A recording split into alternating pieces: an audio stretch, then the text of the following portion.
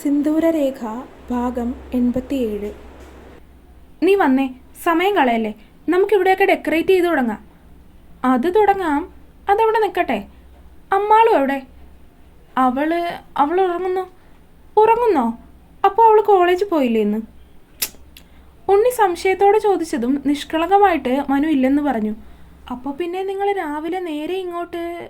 Oh oh my God! വീണ്ടും എന്തൊക്കെയോ സംശയങ്ങൾ തിരികെ ചോദിക്കാൻ തുടങ്ങിയ ഉണ്ണിക്ക് എന്തോ മനസ്സിലായതുപോലെ അവൻ സംസാരിച്ചു വന്നപ്പോൾ പെട്ടെന്ന് ചുണ്ടിൽ ചിരി തെളിഞ്ഞു. അവൻ ചിരിക്കുന്നത് കണ്ടതും മനുവിനും ആകെ എന്തോ പോലെയായി. നാണമോ അങ്ങനെ എന്തൊക്കെയോ. ഉണ്ണി എന്തായാലും കളിയാക്കുന്ന കാര്യത്തിൽ ഉറപ്പാണ്. അപ്പോൾ പിന്നെ അല്പം ഗൗരവത്തിലാക്കാമെന്ന് കരുതിയെങ്കിലും ഉണ്ണിയുടെ മുഖഭാവം കണ്ടപ്പോൾ മനുവിൻ്റെ മുഖത്ത് അത്ര കണ്ട് ഗൗരവം വരുന്നുമില്ലായിരുന്നു. അപ്പോൾ ഇവിടെ മിഴിയിൽ നിന്നും മിഴിയിലേക്ക് തോണി തുഴഞ്ഞേ പോയി നിങ്ങൾ ആയിരുന്നു അല്ലേ? എനിക്കെല്ലാം മനസ്സിലായി. കിട്ടിയ അവസരം മുതലെടുക്കുവാണ് എന്നോണം ഉണ്ണി അപ്പോൾ തന്നെ മനുവിനെ കളിയാക്കാൻ തുടങ്ങി. ഡാ എന്ന് പറഞ്ഞ് മനു ഉണ്ണിയെ പിടിക്കാനാഞ്ഞപ്പോഴേക്കും അവൻ അവൻ്റെ കൈപ്പിടിയിൽ നിന്ന് ഓടിക്കളഞ്ഞിട്ടുണ്ടായിരുന്നു. ഒടുക്കം ആ വീട് മുഴുവനും രണ്ടുപേരും ഓടി. മതി. ഒടുക്കം ഓടിത്തളർന്ന് ഉണ്ണി തന്നെ തോൽവി സമ്മതിച്ച് സോഫയിലേക്കിരുന്നു. ആ സമയം കൊണ്ട് മനുവുമാകെ തളർന്നു പോയിട്ടുണ്ടായിരുന്നു. എന്നാലും ഇതിനൊക്കെ പോകുന്നതിന് മുമ്പ് നിനക്ക് എന്നെ ഒന്ന് വിളിച്ചു പറയായിരുന്നില്ലേ? ഒടുക്കം ഓടിയുണ്ടായ കിതപ്പൊക്കെ ഒന്ന് അടങ്ങിക്കഴിഞ്ഞതും ഉണ്ണി വീണ്ടും മനുവിനോട് ചോദിച്ചു. അവൻ്റെ ആ ചോദ്യം കേട്ടതും മനു അവൻ്റെ മുഖത്തേക്ക് വല്ലാത്ത രീതിയിലൊന്ന് നോക്കി. ഷേ, അതല്ല പറഞ്ഞത്. നീ അമ്മാളുമായിട്ട് ഇങ്ങോട്ട് വന്ന കാര്യം എന്നെ ഒന്ന് വിളിച്ച് പറയായിരുന്നല്ലോ എന്ന് ചോദിച്ചതാണ്. അല്ലാതെ ചേ ഞാനങ്ങനെയൊന്നുമല്ല. ഇല്ലാത്ത നാണം അഭിനയിച്ചുകൊണ്ട് ഉണ്ണി അവനോട് പറഞ്ഞു. ഉണ്ണി കാണിക്കുന്നതൊക്കെ കണ്ടിട്ട് മനുവിന് അവനിട്ട് രണ്ടെണ്ണം കൊടുക്കാനാണ് തോന്നിയത്. എങ്കിലും അനിയനായി പോയില്ലേന്നൊരു ഔദാര്യത്തിൽ അവൻ ഉണ്ണിയെ വെറുതെ വിട്ടു. ഹോ, ഞാൻ വീട് തുറക്കാൻ കുറച്ചൊന്ന് വൈകിപ്പോയിരുന്നെങ്കിൽ നീ ഹാമർ കൊണ്ട് ഡോറ് തല്ലിപ്പൊളിച്ചേനെ അല്ലേ? പിന്നല്ലാതെ. നീ ഇവിടെ വന്നിട്ടുണ്ടെന്നും ഇവിടെ നിന്ന് എങ്ങോട്ടും പോയിട്ടില്ല എന്നും സെക്യൂരിറ്റി ചേട്ടൻ എന്നോട് പറഞ്ഞു. പക്ഷെ വിളിച്ചിട്ടും കോളിംഗ് ബെല്ല് അടിച്ചിട്ടും വാതിൽ തുറക്കാതെ ആയപ്പോൾ ഞാൻ ശരിക്കും പേടിച്ചു. അത് പറയുമ്പോൾ തന്നെയുള്ള ഉണ്ണിയുടെ ശബ്ദത്തിൽ നിന്ന് തന്നെ അവൻ അന്നേരം എത്രമാത്രം പേടിച്ചു എന്നത് മനുവിന് മനസ്സിലായി. അപ്പോഴാ സെക്യൂരിറ്റി ചേട്ടൻ പറയുന്നത് നിന്റെ കൂടെ അമ്മാളും ഉണ്ടായിരുന്നു എന്ന്. അങ്ങനെയാണ് അവളുടെ ഫോണിലേക്ക് വിളിച്ചത്. അപ്പോൾ അവളും എടുക്കുന്നില്ല. അതെങ്ങനെയാണ്? ഇവിടെ ആഷിഖ് ബനായ ആണെന്ന് എനിക്കറിയില്ലല്ലോ. സീരിയസ് ആയിട്ടാണ് പറഞ്ഞുകൊണ്ടിരിക്കുന്നതെങ്കിലും അവസാനമായപ്പോൾ ഉണ്ണി വീണ്ടും മനുവിനെ കളിയാക്കി. ഇനി പിന്നെ ഒന്നും പറഞ്ഞിട്ട് കാര്യമില്ലെന്നറിയാം. എന്തായാലും ഉണ്ണിക്ക് തന്നെ ജീവിതകാലം മുഴുവൻ കളിയാക്കാനുള്ളൊരു കാരണമാണ് താനിപ്പോൾ കൊടുത്തിരിക്കുന്നത്. അക്കാര്യം അന്നേരം മനുവിനും മനസ്സിലായി. അതുകൊണ്ട് പിന്നെ അവനൊന്നും തിരികെ പറയാനും പോയില്ല. കുറച്ചു നേരം ഉണ്ണിയും മനുവും പരസ്പരം അങ്ങോട്ടും ഇങ്ങോട്ടും ഓരോന്ന് പറഞ്ഞ് വഴക്കിട്ടും തല്ലുപിടിച്ചു അങ്ങനെ ഇരുന്നു. അല്ല, ഇപ്പം തന്നെ സമയം 4 മണി കഴിഞ്ഞു. അമ്മാളും ഇപ്പം എങ്ങാനും എഴുന്നേക്കുവോ? ഏയ്, ഇപ്പം എന്തായാലും ഉണരില്ല. ക്ഷീണം. ഡെക്കറേറ്റ് ചെയ്യാനുള്ള സാധനങ്ങളെല്ലാം മനു ഓൺലൈനിൽ നിന്ന് വാങ്ങിയതാണ്. അത് സെറ്റ് ചെയ്യാനുള്ളൊരു വീഡിയോ അന്വേഷിച്ചുകൊണ്ടിരിക്കുന്നതിനിടയിൽ ഫോണിലേക്ക് തന്നെ ശ്രദ്ധ കൊടുത്തുകൊണ്ട് ഉണ്ണി ചോദിച്ച ചോദ്യത്തിന് മനു ഉത്തരം പറഞ്ഞു. പക്ഷേ ഉത്തരം പറഞ്ഞ് പകുതി ആയപ്പോഴാണ് അവന് പെട്ടെന്ന് കാര്യങ്ങളുടെ കിടപ്പുവശം ഓർമ്മ വന്നത്. അവൻ അങ്ങനെ തന്നെ ഇരുന്നു കൊണ്ട് ഇടം കണ്ണാലെ ഉണ്ണിയെ ഒന്ന് നോക്കി. എടാ, അവൾ ജീവനോടെ ഉണ്ടോ? മനു പറഞ്ഞത് കേട്ടതും ഉണ്ണി അവനോട് ചോദിച്ചു. നിന്നെ ഇന്ന് ഞാൻ എന്ന് പറഞ്ഞ് സോഫയിൽ കിടന്നിരുന്ന തലയണയെടുത്ത് മനു ഉണ്ണിയുടെ നേർക്കെറിഞ്ഞു. നീ ചെയ്യുന്നതിനൊന്നും കുഴപ്പമില്ല. ഞാൻ എന്തെങ്കിലും തിരിച്ചു പറയുമ്പോഴാണ് പ്രശ്നം. ഉണ്ണി തിരികെ പറഞ്ഞു. എടാ, നീ കുറച്ച് നേരമായി. അമ്മ വരട്ടെ. ഞാൻ പറയുന്നുണ്ട് നീ എന്നെ പേര് വിളിക്കുന്നതും എടാന്ന് വിളിക്കുന്നതും ഒക്കെ. അത് കേട്ടതും മനു വിഷയം മാറ്റാൻ എന്ന പോലെയാണെങ്കിലും കെറുവോടെ തന്നെ അവനോട് തിരികെ പറഞ്ഞു. എന്നാ എൻ്റെ ഏട്ടാ, ഇവിടെ ഡെക്കറേറ്റ് ഒക്കെ ചെയ്യണ്ടേ? 5 മണിയാകുമ്പോൾ അവരൊക്കെ വരും. വാ. ഉണ്ണി പറഞ്ഞതും മനു ഡെക്കറേറ്റ് ചെയ്യാനുള്ള സാധനങ്ങളൊക്കെ എടുത്തുകൊണ്ട് വന്നു. രണ്ടുപേരും ചേർന്ന് ചെയ്യുന്നത് കൊണ്ട് തന്നെ പെട്ടെന്ന് ജോലികളൊക്കെ തീർന്നു. ബലൂൺ വീർപ്പിച്ച് കെട്ടുക ആയിരുന്നു ടാസ്ക്. അത് ചെയ്ത് തീർത്ത് കഴിഞ്ഞപ്പോൾ 4:45.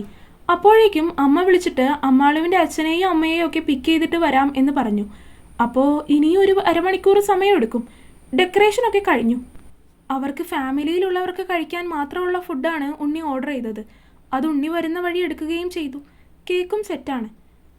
അവളെ പോയി വിളിച്ച് റെഡിയാക്ക്. എല്ലാം കഴിഞ്ഞതും മനുവിനെ നോക്കി കളിയാക്കി എന്ന പോലെ തന്നെ ഉണ്ണി പറഞ്ഞു. അപ്പോഴാണ് അവനും അത് ഓർക്കുന്നത്. ഉണ്ണിയെ ഒന്ന് തറപ്പിച്ച് നോക്കിക്കൊണ്ട് അവൻ അകത്തേക്ക് കയറിപ്പോയി. മനു പുറത്തുനിന്ന് ലോക്ക് ചെയ്തിട്ടാണ് ഡെക്കറേഷനൊക്കെ ചെയ്തു തുടങ്ങിയത്. അവൻ വാതിൽ തുറന്ന് അകത്തേക്ക് ചെല്ലുമ്പോൾ അവൻ എങ്ങനെ കിടത്തിക്കൊണ്ട് പോയോ അതുപോലെ തന്നെ അവൾ പുതപ്പൊക്കെ പുതച്ച് സ്വസ്ഥമായിട്ട് ഉറങ്ങുവാണ്. അവൻ ആദ്യം തന്നെ AC ഓഫ് ചെയ്തു. മുറി മൊത്തത്തിലാകെ വല്ലാതെ തണുത്തിരിക്കുവാണ്. അതുകൊണ്ട് തന്നെ പുതപ്പൊക്കെ ചുറ്റിപ്പിടിച്ച് തലയിണയൊക്കെ കെട്ടിപ്പിടിച്ചാണ് ആൾ കിടന്നുറങ്ങുന്നത്. മനു ഒന്നും അറിയാത്തതുപോലെ അവളുടെ അടുത്തേക്ക് വന്ന് കട്ടിലിൽ കിടന്നു. അമ്മു. കുറച്ചു സമയം അവളെ അങ്ങനെ നോക്കിക്കിടന്നതിന് ശേഷം അവൻ അവളുടെ ചെവിയരികിൽ പോയി വിളിച്ചു. ഒന്ന് മൂളിക്കൊണ്ട് അവൾ കഴുത്തൊന്ന് വെട്ടിച്ചു. അമ്മ എഴുന്നേക്ക്, സമയം ഒത്തിരിയായി. അവളുടെ കവിളിലൊന്ന് ചുംബിച്ചുകൊണ്ട് അവൻ അവളെ നേർമയായി വിളിച്ചുണർത്താൻ നോക്കി. കൂടാതെ അവൻ അവൻ്റെ പെരുവിരൽ കൊണ്ട് അവളുടെ കവിളിൽ ഒന്ന് തലോടി. അമ്മാളു പതിയെ ഒന്ന് കണ്ണു തുറന്നു. പക്ഷേ വീണ്ടും കണ്ണുകൾ അടഞ്ഞുപോയി. എങ്കിലും കണ്ണുകൾ അടഞ്ഞു പോകുന്നത് കണ്ടപ്പോൾ അവൻ അവളുടെ കവിളിൽ ഒന്ന് തട്ടിയപ്പോൾ അവൾ വീണ്ടും കണ്ണുകൾ വലിച്ചു തുറന്നു. മുന്നിൽ അവനെ കണ്ടപ്പോൾ തന്നെ അവളുടെ കണ്ണുകളൊന്ന് വിടർന്നു. ചുണ്ടിൽ ഒരു പുഞ്ചിരി തെളിഞ്ഞു. അവനു വേണ്ടി മാത്രമുള്ളത്. മതി കിടന്നത്, എത്ര നേരമായിന്നാ? അങ്ങനെ തന്നെ അവളുടെ മുഖത്തേക്ക് നോക്കി കിടന്നുകൊണ്ട് അവൻ അരുമയായിട്ട് അവളോട് ചോദിച്ചു. ഒത്തിരി നേരമായോ? പിന്നെ 5 മണിയാവാൻ പോകുന്നു. 5 മണിയോ എന്ന് ചോദിച്ച് ഞെട്ടലോടെ അവൾ കട്ടിലിൽ എഴുന്നേറ്റിരുന്നു. അതേ നിമിഷം തന്നെ അവളുടെ നോട്ടം ദേഹത്തേക്ക് പോയി. ഭാഗ്യം, ഒരു പാൻസും ടീഷർട്ടും ഒക്കെ ഉണ്ട്. ടീഷർട്ട് അവൻ്റെയാണ്, എന്നാലും ഡ്രസ്സുണ്ടല്ലോ, ആശ്വാസം എന്ന് കരുതിയിട്ടാണ് അവൾ അവൻ്റെ മുഖത്തേക്ക് നോക്കിയത്. ഹീറ്റർ ഉണ്ടാകത്ത്, പോയൊന്ന് കുളിച്ചിട്ട് വാ. മനു പറഞ്ഞതും പിന്നെയും അവിടെ ഇരുന്ന് സമയം കളയാൻ നിൽക്കാതെ അവൾ മാറാനുള്ള ഡ്രസ്സൊക്കെ എടുത്ത് കുളിക്കാൻ കയറി. അമ്മു. അവൾ അകത്തേക്ക് കയറാൻ പോകും മുന്നേ അവൻ്റെ വിളി വന്നു. എന്താണെന്ന രീതിയിൽ അവൾ തിരിഞ്ഞു നോക്കി. നോക്കുമ്പോൾ അവൻ അവളുടെ അടുത്തേക്ക് നടന്നു വരികയാണ്. അവൻ്റെ നോട്ടവും ആ വരവും ഒക്കെ കണ്ടപ്പോൾ അമ്മാളുവിൻ്റെ ഉള്ളൊന്ന് കിടത്തു. ശരീരം ആകെ വിറകൊണ്ടു. ഇത്ര നേരം നോർമലായിട്ട് അവനോട് സംസാരിച്ചതിൽ കുഴപ്പം തോന്നിയില്ല. പക്ഷേ അവൻ്റെ ഈ നോട്ടം, അത് തനിക്ക് താങ്ങാനാവില്ല. എന്താ? അവൻ്റെ നോട്ടം കണ്ടതും അവൾ പതർച്ചയോടെ അവനോട് തിരികെ ചോദിച്ചു. ദാ, ഈ ഡ്രസ്സ് ഇടുവോ? അവനൊരു കവറെടുത്ത് അവളുടെ കയ്യിലേക്ക് കൊടുത്തുകൊണ്ട് ചോദിച്ചതും അമ്മാളും അവനെ സംശയത്തോടെ നോക്കി. ഇതെന്താ എന്ന് ചോദിച്ചുകൊണ്ട് അവൾ അവൻ്റെ മുന്നിൽ വെച്ച് തന്നെ ആ കവറൊന്ന് തുറന്നു നോക്കി. അതിൽ ഒരു മെറൂൺ നിറത്തിലെ സാരിയായിരുന്നു. Plain transparent sari. അതിന് മാച്ചായ ബ്ലൗസ്, അണ്ടർസ്കേർട്ട് അടക്കം എല്ലാം അതിൽ തന്നെയുണ്ട്. അത് കണ്ടതും അവൾ സംശയത്തോടെ അവൻ്റെ മുഖത്തേക്കൊന്ന് നോക്കി. നമുക്കൊന്ന് പുറത്തു പോകാം.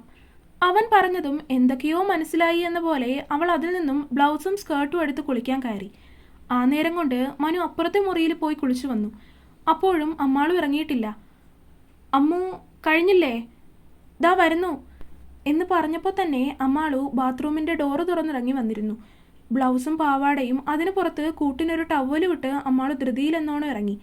അങ്ങനെ ഇറങ്ങി വരുന്നവളെ മനു ഒന്ന് നോക്കി. അവൻ ഉമിനീരിറക്കിക്കൊണ്ട് അവളെ ആകെ മൊത്തത്തിലൊന്ന് നോക്കി. പക്ഷേ അമ്മാളും അവൻ്റെ മുഖത്തേക്ക് കൂർപ്പിച്ച് നോക്കുകയാണ് ചെയ്തത്. അവൻ്റെ മുഖത്തേക്ക് തന്നെ നോക്കി മുഖം വെട്ടിച്ച് അവൾ കണ്ണാടിയുടെ മുന്നിൽ വന്ന് മുടിയിലെ ടവലഴിച്ചു. ശേഷം അവനെ നോക്കാതെ തല തുവർത്തി.